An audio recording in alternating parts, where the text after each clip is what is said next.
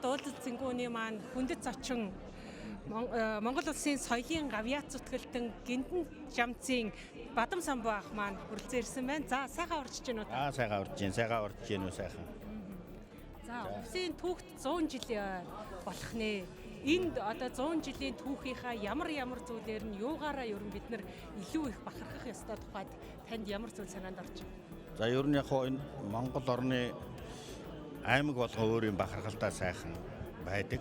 Өөрийн онцлогтой. Манай аймаг бол бас өөрийн гэсэн сайхан онцлогуудтай. Тэгээ энэ 100 жилд бол Монгол улсынхаа төлөө бүтээн байгуулалт улс орныг энэ зэндатаа болоход одоо увсынхныг үүсгэсэн үүрэг ихээ.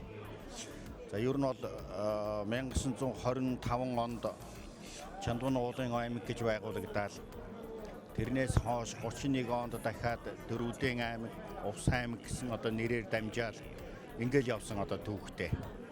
За 31 онд бол манай Увс аймаг чинь Дөрвөд Далай хаан, Дөрвөдийн зоригт Вангийн хошуу гэдэг энэ хоёрын газар нутаг дээр Засагтан аймгийн хэсэг нутгийг нийлүүлээд Засагтан аймгийн Ачтунгийн хошуу, Зоригтунгийн хошуу гэж ингэж нийлээд өөрөөр хэлбэл хуучин Ховдын хязгаарын Дөрвөдийн аймгийн одоо хэсэг, Засагтан аймгийн Ачтунгийн хошууны хэсэг гэсэн ийм хэсгүүдээс үндсэн Увс аймгийн нуцаг одоо бүрдсэн. Хүн амын бүрдэл бас юм болсон. Ийм учраас манай Увс аймаг бол одоо олон ясны үлгий Дөрвөд, Баяд, Халах, Хотон гэдэг одоо дөрвөн гол ясантай.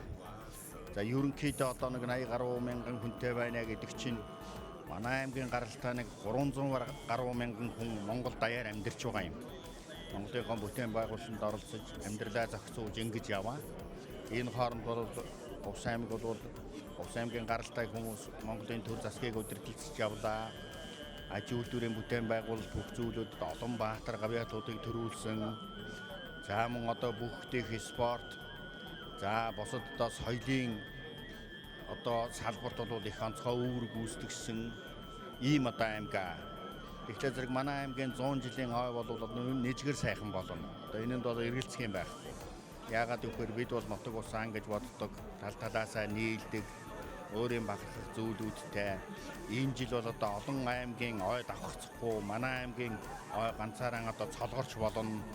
Инхлээ зэрэг одоо нутаг орныхоо төлөө энэ аймгийнхаа одоо алдар нэрийг одоо улам одоо өнгө өөдтэй одоо илэрхийлэхийг одоо хүсэж бид нар чинь 100 жилийн аваад тэмдэглэж байгаа шүү дээ. Тэгэхээр одоо Увсын ой бол энэ жил бол Монголын цөөхөн аймаг одоо ойтой байх нь тэр дундаа Увсын аймаг анхаарал татж гэнэ гэж хэлж болно. Энд цуглаж байгаа хүмүүс за нэг 1000 гаруй хүн өнөөдөр цуглаж байгаа байх. За нөгөөх одоо Увсаас гаралтай 200-300 мянган хүн бас хүсэн хүлээж байгаа байх. Тэгэхээр энэндээ бол одоо бүгдээрээ сэтгэлээ хандуулж тал талаасаа нэр нүүртэй сайхан оролцож ингэж одоо ойгоо тэмдэглэж өнгөрөөлнэ гэж ингэж бодож байгаа.